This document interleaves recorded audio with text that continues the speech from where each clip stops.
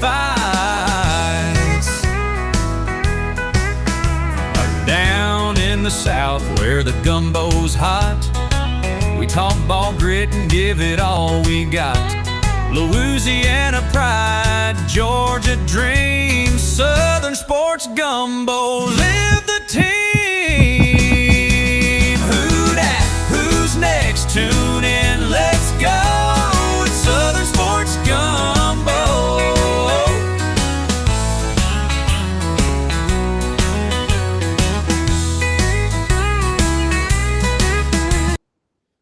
All right, guys, welcome to a Sunday night episode here at Southern Sports Gumbo. We are talking SEC football. Possibly the two teams we talk about will be the biggest, most anticipated game of September.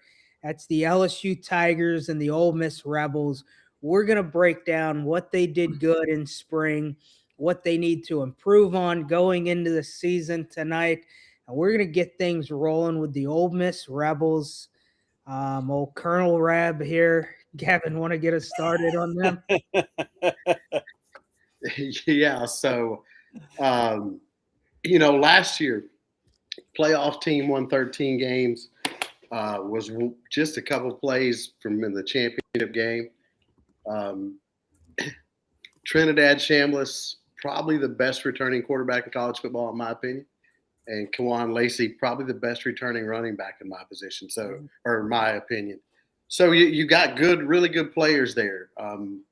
My concern would be, though, the other positions where they lost players. I think they stepped back a little bit in the receiving room. I think defensive end, linebacker also. I do think they get stronger in the secondary. And I think they take a step back a little bit on the offensive line from what they had. So that's my just initial thoughts. Again, I like William Eccles, the defensive tackle. I think they're probably stronger there. But losing Prince Williamon and T.J. Daugherty at linebacker, I think, is a big loss for them. And then the wide receivers, Deshaun Stribling, who was an early second-round pick in the NFL, I think that's a big loss for them. Let me also say this, too, because I just get a kick out of it. Jonte Cook, who's played at Texas and Syracuse, hasn't been all conference at any level, first, second, and third. I was listening to an Ole Miss podcast the other day that compared him to Peter Warrick. That's the truth. And where do you get this guy who's never been all conference? Maybe a solid player for him, maybe good depth, comparing him to Peter Warrick. Are you talking about Mr. Trophy Case? Mr. Trophy Case? Mr. Where all the football trophies when he went to Texas and then he signed with them? And then he went to Washington and then Syracuse and then Ole Miss. So Mr. Four colleges in 4 years and hasn't done anything at any of them yet. He caught 45 passes at Syracuse. So I guess that was good enough to get thought about by somebody else, but Cook is nothing special. I don't think I think Ole Miss in for a rude awakening. I think the Pete Golding thing is going to, I think it's going to implode, and I think it's going to implode quickly. We'll see where we at come, what is it, week 4 or week 5 that we play them. It's going to be a lot of fun. DMAC, Ole Miss. Yes. So this Ole Miss team, right now on the depth chart, you've got Darnell Gill and Jonte Cook as starters. I think your top 3 receivers for this Ole Miss team is going to be Deuce Alexander, who I think is a super underrated returning player for them. Thought that he might portal out. He stayed. I think Caleb Cunningham's going to be a contributor. And then Horatio Fields, who got hurt at Auburn last year. I don't think this wide receiver room's as good as last year, but I do like those 3 guys in the room. Outside of that, even with Cook and Gill, I think there's a big drop-off there. And then middle linebacker that they brought in, Luke Farrelly. I think he's currently enrolled in 2 schools, possibly. Don't know how that's shaking out. But I like the Jay Crawford ad from Auburn as well. I think he'll be a solid corner for him. Defensive-minded coach. I don't know if the talent is good on their defense this year. I think the defense will be okay. what I question the most is this offense. How do you scheme? What's the scheme going to look like this year without Charlie Weiss and Lane Kiffin and I guess pretty much every other offensive coach outside of O-line, I think, is over here in Baton Rouge right now. They did add Frank Wilson, and I believe did JT Lindsay go to? He I did. believe so. He did. So And they do have Joe Judge, the former NFL coach that works with the quarterbacks. oh yeah, forgot about Joe Judge. So yeah, I mean they kept a few pieces from the offensive staff, brought in a few new pieces, but my biggest question this year for them is what does the offense look like? And I have a tough time believing that it's going to be as good as it was last year. And I do not think Keywan Lacey is RB1. I'm rolling with Ahmad Hardy, even with the recent events that he's got Even with the bullet holes. rehab. Yeah, give me a shot of Ahmad Hardy to be RB1 this year still. There are going to be a lot of changes. All they've got they got the quarterback, they got the running back, the offensive line is going to look a lot different. The scheme is regardless of whether the scheme stays the same or not, you got a different play caller in there and a different rhythm and as you guys know, I don't have to explain to you, there's a true art to calling plays and getting into a rhythm and a flow. Weiss was able to do that, spectacularly with Lacey and Chambliss and that whole Ole Miss offense last year. I really cannot see them replicating that type of production at all this year. Any thoughts on that? Yeah, no, I completely agree there. I think their offensive line is where we're going to see some opportunities, and that'll hurt their consistency. They do return Patrick Kutis, who was really good for them. They have Bryson Sanders and Delino Townsend, but both tackles are going to be brand new, and neither one of them have a lot of good experience. Terez Davis, I don't think Carius Kern will start at tackle, even though they played him there in the spring. He struggled. Tommy Kinsler, another transfer. So I think they're going to struggle on the edges. Now, granted, Chambliss, he'll move around and get rid of the ball. And John David Baker will create, that's their new OC, will create some things to get rid of the ball. I just think they'll be a little more inconsistent. And with a defense that gives up in the high 20s, I don't know if they'll score 30 a game like they did last year. And if we're going to move right on into their schedule piece, this is where it gets much tougher for them this year, in my opinion. You guys mentioned LSU. LSU lost by one score last year. Much more talented team this year. But they also play Texas, also play Georgia. Let's talk about their schedule. Yeah, you got it pulled up, Kevin? Let's get it here. I got you if you're ready. Yep, go ahead. Week one, Louisville goes to Ole Miss. Wow, that's a big game right out of the gate. I'm going to say it goes off the rails immediately, and I'm going to take Louisville here. Brom always wins a game that nobody expects him to win early. Did it to Miami last year. Ole Miss is up this year. I'm with you. This is a neutral site game played in Nashville. I think Jeff Brom is coaching his best football in September and October. So I like Louisville in this one. I think the adjustment of getting ready for this offense that Ole Miss has is going to take some time to get clicking if it does click. So give me the Fighting Jeff Brahms week one. Kev? Well, I love Brom. They're breaking in a new quarterback at Louisville, and I just don't think that I think it'll be a tight game. It's a 7.5 point spread right now. But them breaking in a new quarterback, I'm going to go with Ole Miss week one. Wow. They're giving Louisville 7.5, huh? Yeah. Week two, Charlotte goes to Ole Miss. Like Ole Miss to bounce back and win this one easily at home. Yeah, I agree. Okay, we're 1-1 going into week three when LSU travels to Colonel Reb and the Grove and the Fighting Confederates. This is the game everybody's got circled on their calendar, ESPN, CBS, ABC, and everybody else who watches college football. This will be the de facto game of the year. I think LSU goes into Oxford and leaves with a victory. And I think it's a double-digit victory. I don't think it's that close. Kev? Yeah, I like LSU to win this game, and here's why I like LSU to win this game. To me, when you are the number one thing in a town and in a state, Oxford is a very small community. It's going to be very challenging to keep their team focused on what they need to focus on this week leading into this game.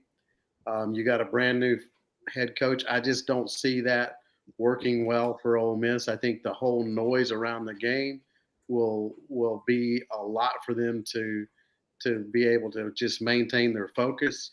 I think their emotions will run a little high in this game, and I think that will impact their execution. Look again, LSU only lost by one score last year. Better team this year, better coached. Sam Levitt will be a better quarterback than what we had last year. LSU wins this game in Oxford. Yeah, I'm with you guys. I know we'll dive into LSU shortly. But if there's a game that LSU is going to be focused on, it's going to be this game right here. I have more of a feel of this being like an LSU 2011 game where we won 52-3 and we were in victory formation with 6 minutes to go in this game. I don't think Lane's going to be a victory formation guy, but I have blowout before I have one score game in this one. So we got Ole Miss at 1-2 going into week 4, where they travel to Gainesville to meet the Summerall-led Gators. D-Mac? I'm going with the Florida Gators here. The Swamp is a really tough place to play. I think it's going to be a little too much on the road coming off a defeating loss the week before. Yep. Yeah, I agree. I like Florida in the Swamp. Look, they couldn't beat them with Jackson Dart in the Swamp. I don't think coming off of a emotional game that this is a good setup at all for Ole Miss. Give me Florida. I agree. So we've got them at 1-3 after 3 games, and the crazy train is starting to derail. They get a bye week, and then they travel to Nashville and Vanderbilt. Another interesting game. Vanderbilt's breaking in a new quarterback. They don't know who it'll be yet. It'll be either a true freshman or a redshirt freshman. You know what? I'll go ahead. I'm going to take Ole Miss here. I think that their talent is going to be a little too much for Vanderbilt, even though Vanderbilt's at home. It's not like they're going to Baton Rouge or hell, even Starkville to play. But still, give me Ole Miss on the road. Kev? Yep, give me Ole Miss. Yep, I'm with you guys. Ole Miss, they get a bye week, time to reset and win this game. Okay, so we're 2-3, and then week 6 we go to Missouri comes to Oxford to play that game. That's a good game there. Thoughts? I think Ole Miss will, because I think by this time they've settled down, they're got their focus back a little bit. So I think they'll win at home against Missouri here. Yeah, I like Ole Miss in this one. There's a good chance they're 3-2 coming into this with 2 quality losses. So they may be a ranked team. And if they are in fact ranked, I would take them every day against Missouri. You guys are nuts. There's no way Ole Miss is beating Mizzou, but you guys got it. So what do we have, Matt? 3-3 now? 3-3, 500. All right. Week 7 doesn't get any easier. They travel to Austin, Texas, to face the Shorthorns. I think Texas steamrolls them. Yeah, the headlines will be a Manning beats Ole Miss. Ooh, and that's what will happen. I'm with you guys. Give me Texas big here. So we're 3-4 now. Week 8 or week 9, they go to Auburn, comes to Oxford to face Ole Miss. I'll take Ole Miss because they're at home. But if the train has went off the tracks, as I'm thinking we'll have by now, I reserve the right to change my pick in season. So I'll take Ole Miss. Yeah, give me the Rebs here. Yep, Ole Miss. Okay, so we got them at 4-4, correct? That is correct. And week 9, another home game, but the Fighting Bulldogs of Georgia come to town. I think Georgia beats them like a stepchild. I like this Georgia team in this game. I think Georgia will win this game. Yeah, they're Ole Miss is going to get hit harder than tires on a Dodge Charger in Athens here. And just because I said beat them like a stepchild, listen, if you've got stepchildren, don't beat them. They did nothing wrong. Just don't. After that, Ole Miss goes to Oklahoma. I don't think they've got any shot of beating Oklahoma in Norman. I will take the Venables. Kev? Yeah, I think by this time of year there'll be disappointment in Oxford. You're going to have a team with probably 4 losses at this point. And so, yeah, I think they lose this game. Three minimum losses, so this will give them their 4th at best. Yeah, give me Oklahoma. Even though I'm not incredibly high on Oklahoma, again, they had to play a really good game to win there last year. I don't see that happening. I don't see the same. Yeah, give me the Sooners here. Okay, so we're 4-6. Week 11, Wofford comes to town. I think Ole Miss will handle Wofford. Yeah. Yep. Okay. So 5-6, and to be bowl eligible, they face Mississippi State at home in the Egg Bowl. That's a good game. Kev, Egg Bowl. Does Ole Miss get in, become bowl eligible, or do they lose this one?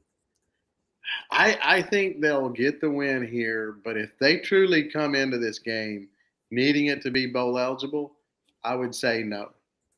But I think they'll have 6 wins somewhere in this schedule at this point, and I would take them in this game. Yeah, give me the Rebels in this one too. This is always a close game. If they're 5-6 going into this, even means more. Now, if they are 6-5, I lean Mississippi State in this one. I'm taking the Bulldogs.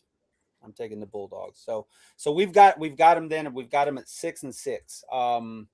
What does Vegas have in there? You guys know? Under. Let's I think see. they're 7.5. What do you see, D-Mac? 7.5. Yeah. Yep. You're right. So right around there. I mean, there's a game or two that could go another way. I personally don't see them getting to 8 wins this year. I do think the under is a safe bet. I think 7 is the most realistic number. I know we've got them together going 6-6, but 7-5 seems like almost. I don't want to say the ceiling for them because anything could happen, but I would put floor at like 6-6, ceiling at like 7-5. Not much that they can do about this schedule they play. My floor is 4-8. The ceiling is 7-5. There's no way I go floor 6-6, ceiling 8-4, and I do think they could get to 8-4, but they've got games on there they're going to lose. I don't think it's going to be a harsh landing in Oxford as far as my opinion. They lose too much. They got 2 really good players. They'll win them some games, but they don't have enough to repeat what they did last year across the board.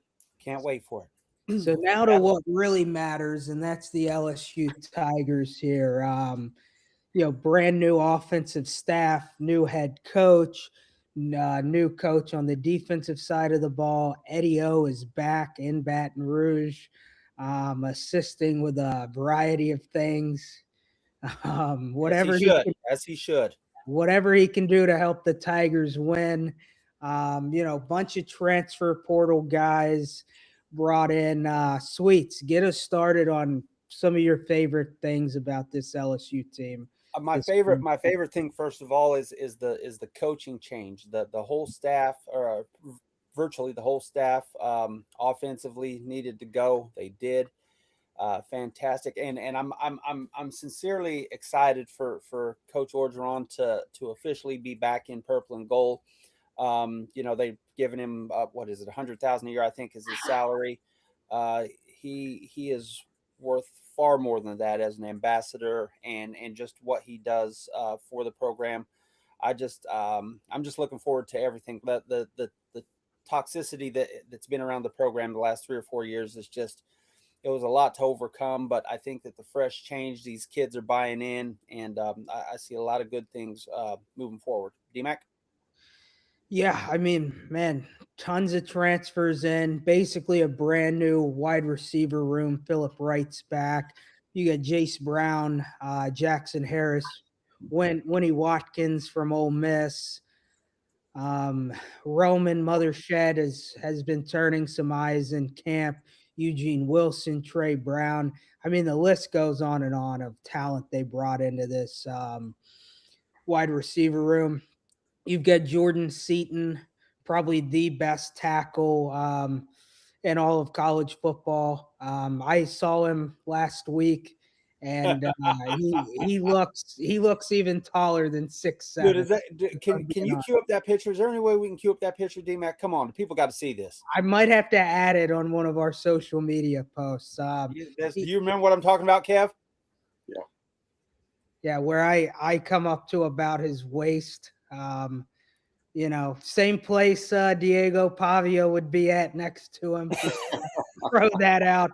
But man, he looks pro ready right now from a physicality standpoint. And then a few other transfers, Devin Harper will rotate somewhere in. Ball, the guard transfer, he's going to be good. And then over on the defensive side, I'll let Kevin talk about the freshmen in a second, but you got Jordan Ross and Princewell playing defensive end. Malik Blockton, who was a heck of a nose tackle, defensive tackle at Auburn, is probably going to be the third or fourth guy in the rotation. So that tells you how much talent there is on this defensive line. And then you've got Ty Benefield, who's going to play safety from Boise State. In the star, you're going to have Deshaun Spears, local kid here from Baton Rouge, had a pick 6 against Florida last year. Going to be a really big piece to this defense. DJ Pickett's back. Whit Weeks is back. I mean, this is one of the more talented teams that LSU has had, and didn't even talk about Dylan Jones yet at running back, who could very well end up being your starter this year. So this is a loaded team in every position. You got Sam Levitt, Husan Longstreet, and Landon Clark. I mean, the payroll at the quarterback position is pretty high here. So high hopes for those guys. Kevin, what are your thoughts? Yeah, and neither one of you have mentioned Trey'Dez Green yet, who probably is the best tight end in college football. So I think the thing that is going to set LSU aside is their skill level position this year. From DJ Pickett, will be one of the best cornerbacks in college football. Ty Benefield will be one of the best safeties. Trey'Dez will be probably the best tight end in college football. You mentioned all the different wide receiver options you've got. You've got Harlem Berry and Dylan Jones, Caden Durham also at the running back. So tremendous skill position guys. Jordan Ross at defensive end, Prince Suleiman at defensive end. The speed they're going to play with on defense will be much stronger this year. And even though Perkins was a talent, Deshaun Spears, I think, will be a better fit for that star position than what we've had in the past. So I really like what LSU has between Spears, Benefield, Cooley, and the back end.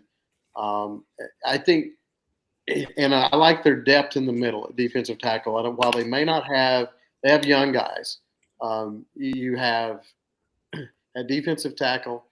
I think your starters will be Blockton and McKinley, but your young guys at defensive tackle, Lamar Brown and Deuce Geralds, are going to play a lot. And Deuce Geralds he's going to give them a guy that is really explosive, very short, compact, and can fire off the ball and uses his hands very well. Again, you're talking about a guy that you can put him in 20, 30 plays, and he'll be very disruptive. And then Richard Anderson, too.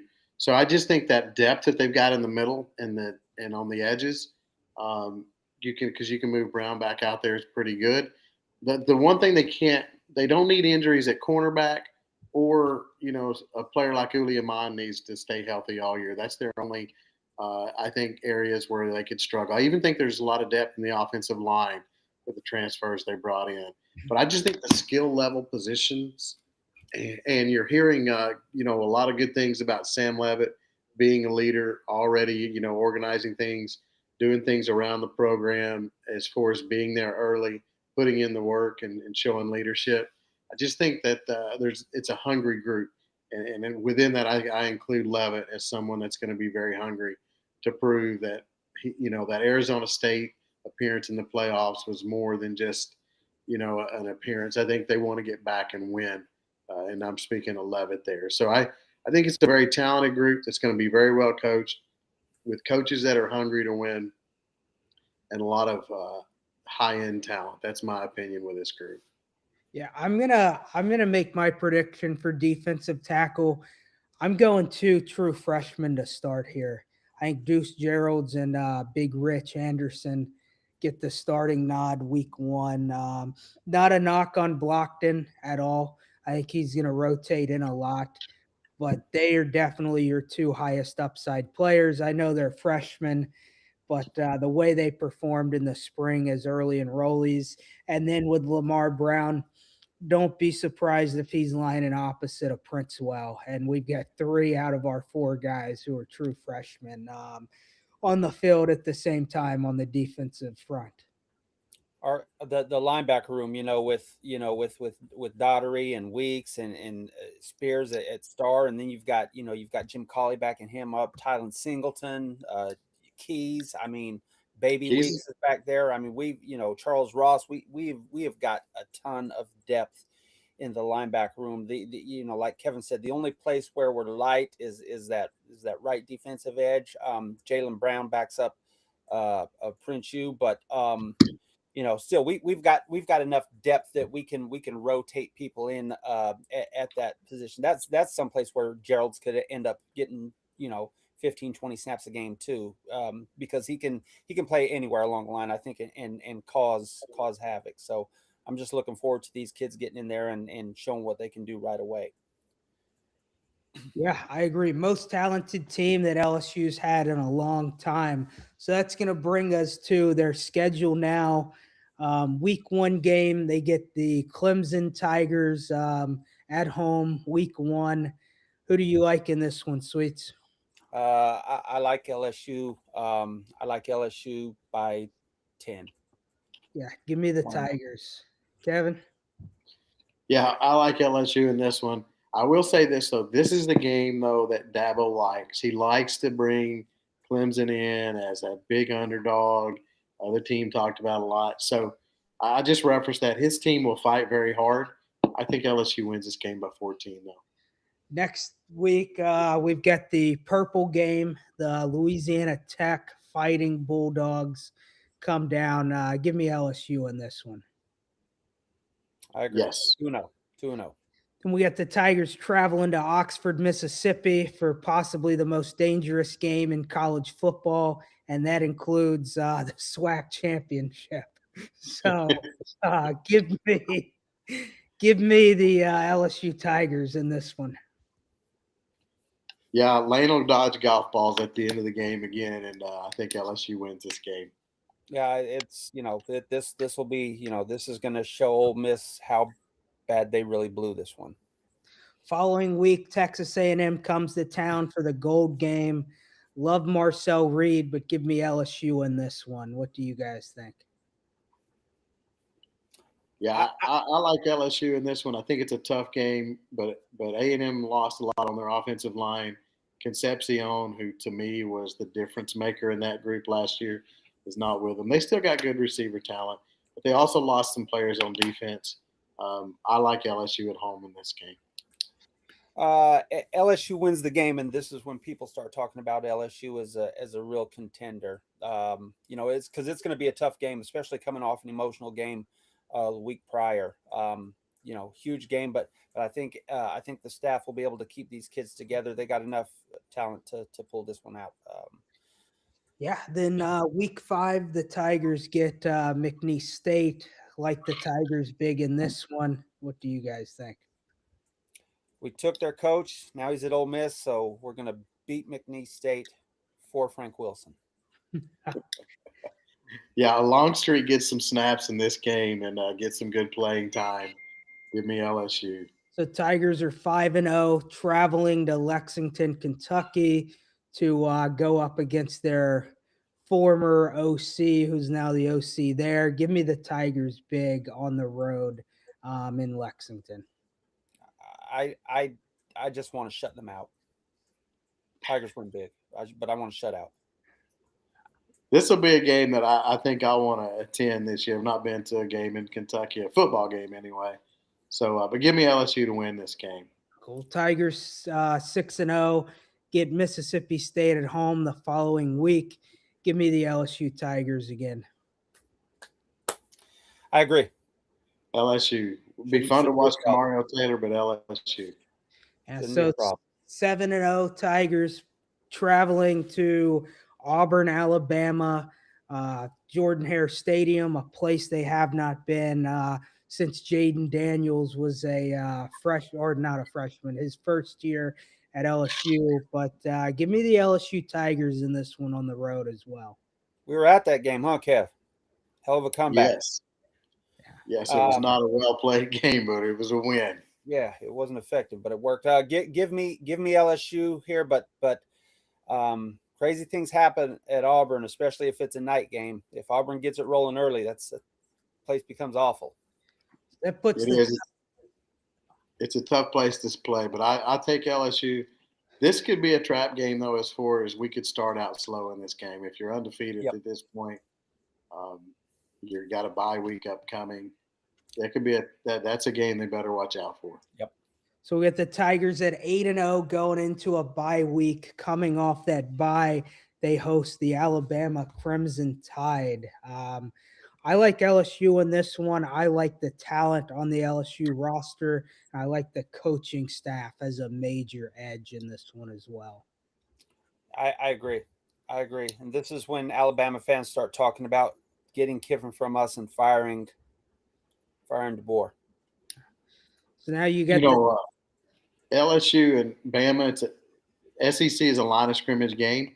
LSU's are better on the line of scrimmage on both sides of the ball, so give me LSU. So that puts the Tigers at 9-0. Following week, they host the Texas Longhorns. Sweets, what do you think in this one? I cannot pick LSU to go undefeated, so this is the game they lose. Texas is talented. If coming off a big win against Alabama at home, this could be a hiccup game. So give me the Longhorns here. Kevin? It's tough for me to pitch Sark in a big game, but I'm kind of like you, Sweets. I think LSU is going to lose one along the way, and this is probably most likely. Colin Simmons, Cam Coleman. What a great matchup that'll be between Simmons and Seaton. Left tackle and guy coming off the edge. It'll be fun to watch. And then you could have Coleman against Pickett. So you'll have some great matchups in this game. But I'll take Texas. Just again, I think they lose somewhere. Yeah, I'll take Texas too, and I think this is the game that secures the Heisman Trophy for Arch Manning. So my early pick for Heisman, Arch Manning. So that puts the Tigers at 9-1. Following week, they travel to Knoxville to face Tennessee and Josh Heupel. I like LSU in this one. I think after a loss to Texas, they're going to be refocused and ready to close out the year. I think Lane goes back to Knoxville and stomps a mud hole in Tennessee, in Neyland, and they throw mustard bottles at him once again, just in a different color. So, yeah, I like LSU here. I just think the talent level will be too much in a 60-minute game. Very hard-fought game. LSU wins by 10. So Tigers sitting at 10-1, traveling to Fayetteville to end the season against Arkansas. And while I think this Arkansas team is poised for success in the future under a new staff, it is not going to happen in 2026. Give me the Tigers big on the road against the Razorbacks. No problem with Arkansas. Just figure out how you want to cook them. One of the best rosters in the SEC against the worst roster in the SEC. This game will get ugly. Yeah, so that puts the Tigers 11-1 regular season. Over under in Vegas is 8.5. Even if one of those other games goes the other way, Tigers are a 10-win team. So love the go the other way. They're still a 9-win team. Yeah, I love the over on this one. And man, the Tigers are competing for a championship year one under Lane Kiffin. They've committed the funds to build one of the best rosters in college football. They've assembled as close as you can to a dream staff in college football today. So love everything about this LSU team upcoming. The only question I have is, will they stay focused all year? I agree. I think the maturity of the kids on this roster, I think that they'll police themselves, and I don't see that becoming an issue as the season goes on. The only thing I think the biggest factor will be one, keeping everybody healthy, but secondly, gelling quickly, because there's a ton of talent, but bringing them together and having it be cohesive is a whole different, animal. Cignetti has pulled it off twice at Indiana. So there's no reason why it can't be pulled off in Baton Rouge. And I think it's going to go well. I see a lot of good things in LSU's future, and I think it starts year one. Yeah, couldn't agree more. Any final thoughts before we wrap up tonight? Only final thought I have is outside of football. Georgia baseball, 11-1, 10-run rule Arkansas in the SEC championship today. It's time to give Georgia their due. Won 23 regular season games, 23-7. Now they go 3-0 in the SEC tournament, so they're 26-7 in SEC plays. In previous years, if you had that kind of record in the SEC, you would be ranked number one in baseball. So I think it's time for the national media to give Georgia their due. Very good baseball team. Somebody on this show said Georgia was going to be really good when they struggled early. I can't remember who, but somebody did, and they were right. Damn it, good call, DMAC. Yeah, Georgia is gonna probably be in Omaha. We'll see how the seeding shakes out tomorrow, but they should be the number one team in the country. I don't think they get the number one seed. Even though it's deserving and they've got the resume to back that up. But the SEC is going to probably host 8 regionals between top 8 national seeds and top 16. Arkansas is a team who may have played their way into that. We will see that for sure tomorrow. Yeah, excited for regional baseball next weekend. Anything else before we wrap up? Nope. See y'all on Tuesday. Awesome. That's going to be a wrap here at Southern Sports Gumbo. We will see you Tuesday, like Sweet said, and we might even drop a episode tomorrow as the brackets released for college baseball. So keep an eye out for that one. Remember to like, follow, and subscribe.